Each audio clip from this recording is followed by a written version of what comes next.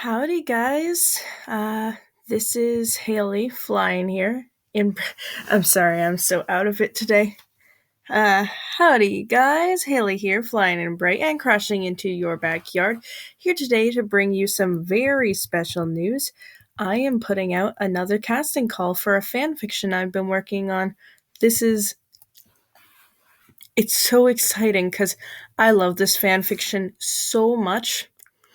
And just so many people have been supporting me on it. I've gotten over 100 reviews, and people keep bringing them in. I update a new chapter every single day. You may have read it yourself. It's called There Are No Accidents. It's basically a story where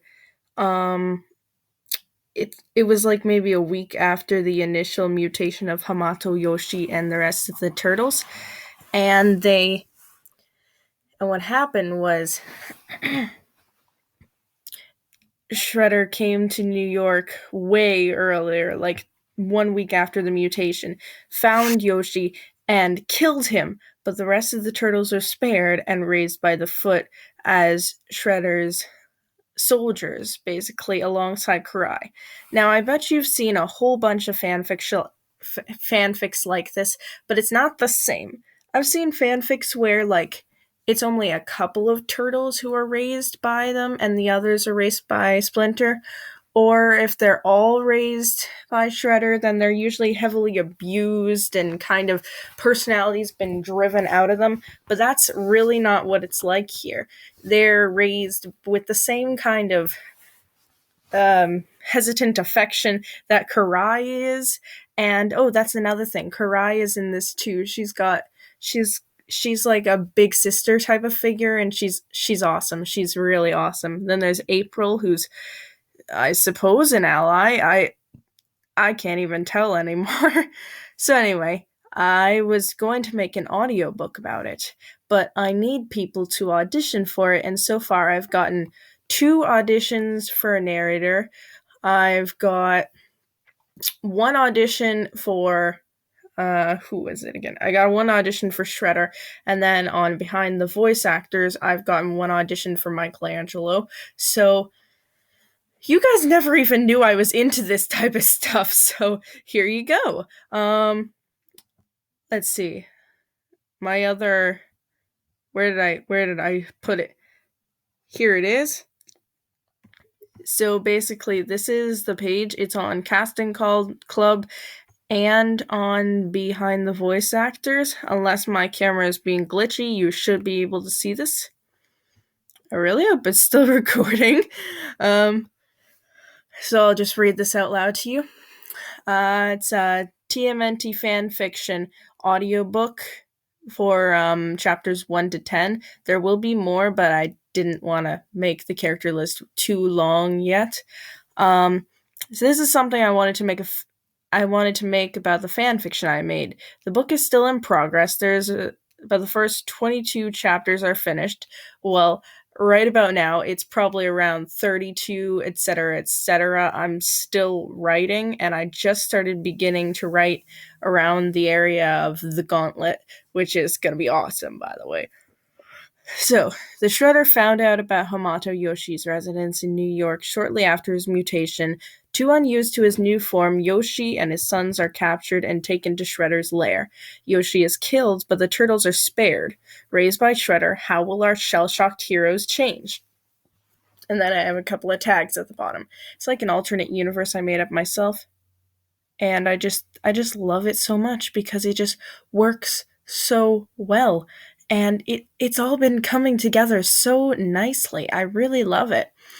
So, I've got the link to the fanfiction on the thing. So it's basically an alternate universe where the turtles are raised by Shredder, but they aren't full-on evil. This will require 1, a good mic. 2, I've been itching to try out my new instructional voice, I call it. Basically, it's a voice where I read stuff and it sounds so bland and it's so cool. 2, the ability to pronounce basic Japanese words. 3, the ability to get your lines in immediately after you are cast. Seriously, this is what's been keeping so many of my casting calls back. Seriously. 4. Note that there may be at least one torture scene in this. There'll be no screaming, but the basic stuff that happens in a scene like that beyond the actual stuff. Oh my gosh, I can't even think. Call me a sadist, but I don't care.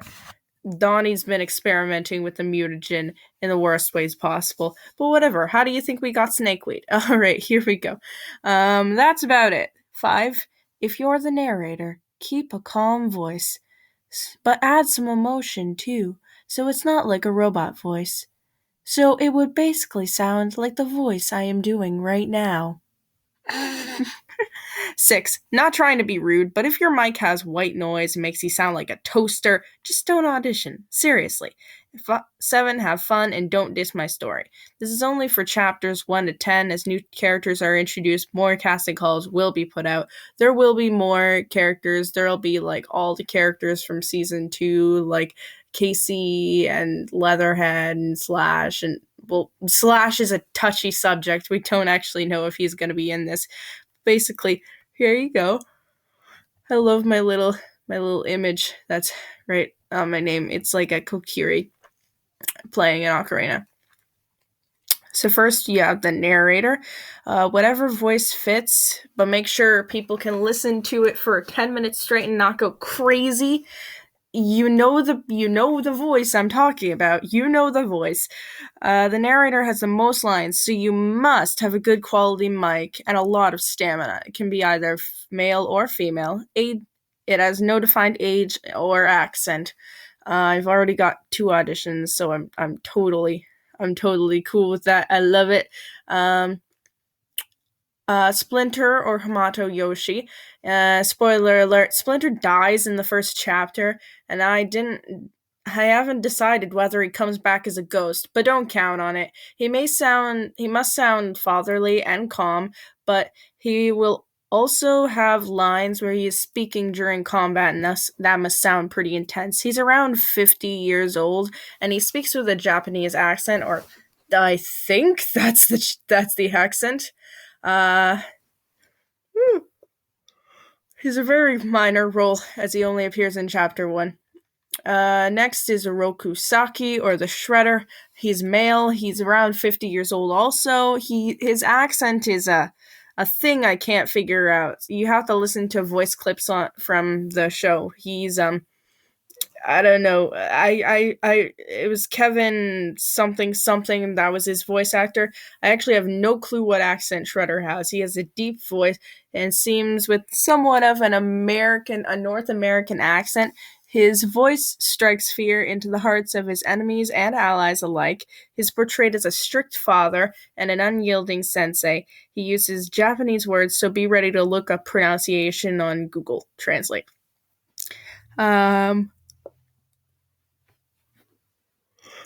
Then I have all the younger ones, like young Karai, young Leo, young Michelangelo, young Donatello, and young Raphael. Basically, these guys don't appear much. They're just here because first chapter is they're all very young. The younger version of Karai only appears in chapter 1 and possibly flashbacks. She's 3 years old and has a cutesy, almost Japanese-sounding voice, but it still has a North American accent, so. And then Michelangelo. He is a teenager, he's a North American accent, and male. Mikey is the fun, enthusiastic younger brother. Refer to the show for voice. Leonardo is a male, he's a teen, and he has a North American accent. Leo is the oldest and most mature of all his brothers. Be prepared to speak a little Japanese. Donatello is a male teen, and he has a North American accent.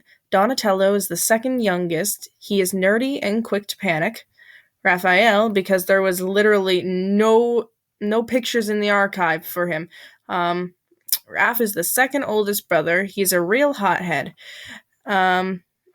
Then you have Karai, who is Karai's voice has always been fun to think about because there have been so many portrayals of her, and she. Sorry, every time you hear that stuff in the background, that's me shifting around in my seat. Um, there have been so many different voice actors for her. In the beginning, she was Lotus Blossom, and then there was stuff. She has a North American accent like the rest, but she's kind of cool. I remember her 2003 incarnation and Lotus Blossom both had the same accent. I really loved it. It just sounded so interesting, just like my name is Karai and I am here to restore order to the foot. It was just so cool, but it sounded so fake. I don't think that's really what a Japanese accent sounds like, but I don't want to sound rude. I don't know. Whatever. Karai is portrayed as a loving older sister who loves to tease her brothers and is supportive. She's still a little carefree, but more grounded than the canon version. She's gonna speak some Japanese, so be ready for that. She's female and a teenager and a lead role. Then you have Space Heroes. Do do do do do do do. That's Star Wars, not Star Trek. Damn it. Mild profanity. Captain Ryan. He is a male, a middle-aged with a North American accent. He is the protagonist of Space Heroes, Leo's favorite show, a strong leader who shows enemies no mercy. Mr. Crankshaw is a male young adult with a North American accent. He is a character in Space Heroes. He's a young commander who is prone to panic often. Kirby O'Neill is a male, middle-aged man, North American accent. He's more of a supporting character. He's April's father. He doesn't appear much until later on. Then you have April O'Neil. She's a female teenager with a North American accent. She's quite a lead. April is an ally of the Turtles. She's a go-getter and likes to do things by her own rules. Then you have Krang, who is portrayed as being a male sounding with no defined age, but you know how Krangs speak. He's got a North American accent, and if you could help, please possibly have a voice filter. That would be great. Krang are alien bodies. They have very mechanical voices, but put choppy pauses in between every word, just like Sola is hoping that the ones called the viewers will do that which is called auditioning for the part that is known as the part for Krang. That's just my on-the-spot Krang speak. I can do that. I love Krangifying things. Anyway. Oh, Snake has always been kind of a touchy character. He doesn't really appear much. He's basically got one chapter where, and then he's Snakeweed for the rest of the time. What the hell is wrong with me? I'm so tired. So he's Snakeweed for most of the time. Snake is a gangly Krang follower. His first lines are in Chapter 8 when he is captured by the Turtles and interrogated about the Krang before being mutated into Snakeweed. It's a bit intense, but he may have lines as Snakeweed, but doesn't appear until later. He's more of a minor character. Next, we have Chris Bradford. I may have a different voice actor for his Dog Pound version, but probably not. Bradford is Shredder's top student from Tokyo. He is a strong fighter. He hates being bossed around. He has a North American accent. He's 33 in the show. They have Zever. This is my last role on the list, is Zever, who is a young adult. He's around 22. I can't figure out what his accent is. It just sounds like, I don't know. One of my favorite quotes, if I was to quote him with the accent, it would be, my name is Zever. So you don't forget, I'll write it on your shells. brings out butterfly knives with these. It's such a cool line. Unfortunately, it does not appear in this book. Zephyr is a Brazilian street thug. His voice is very unique. It's hard to describe, so you may want to look up a video for reference. And that's basically all the roles I have, but I have been working so very hard on this. I have so many followers on this fan fiction. People love it. Special shout out to James Bond fan 007, who has been my most faithful follower as of recently, and Join the Web, who was my very first follower. I got so many followers. I can't even remember all their names. I know there was, for reviewers, Cece and Claire and there was more. There's definitely more, but I don't know. I don't remember all of their names off the top of my head. And that's sad, but okay, anyway.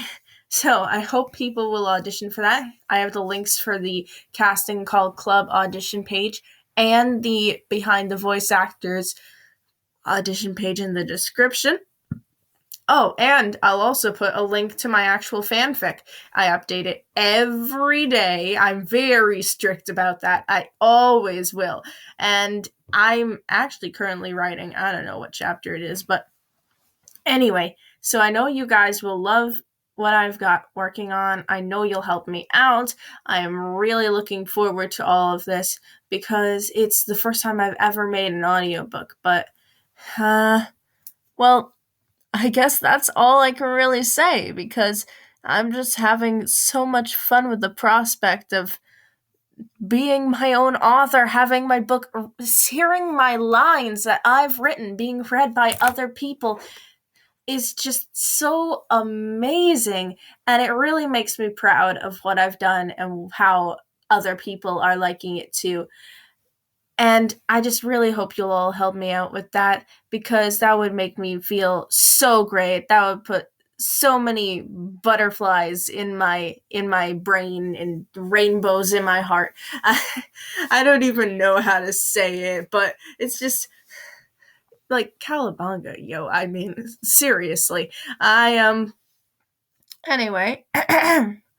I hope you all will look at that. I hope you all like this video. It's been a really long video worth of me ranting about something that you don't even understand. But anyway, if you like Teenage Mutant Ninja Turtles, if you like my channel, if you like my fanfic, if you like space in general, just subscribe and become a starling. Because we call our fans starlings now. And doesn't that sound great? Doesn't that make you feel awesome? Because it makes me feel like if I was called a starling, I would feel like a space cadet. I would feel just so awesome because it sounds so spacey and it sounds really cool. I was the one who came up with that name, I think. I can't even remember. But anyway, so Luna hasn't been updating very much. She's been in the hospital with having some little mental health issues. Very bad panic attacks and stuff, which is very sad, but now you know why we've been gone for so long. I've been trying to think of some stuff to put on, but I didn't want to just throw a bunch of random junk on here just because I wanted to keep you updated. So anyway, I hope you'll all look at this. I hope you'll just to show your support, comment. Don't submit your auditions here. Go to the pages, seriously. So just comment your support, comment anything. Comment just to let us know you're there and you're watching. And so comment, and subscribe to be a starling. And I'll see you next time, guys. This is Haley, flying in bright, crashing into your backyard, and now being hauled away by the alien space Earth Protection Force for studying for traces of extraterrestrial matter. Anyway, this is Haley, now flying out.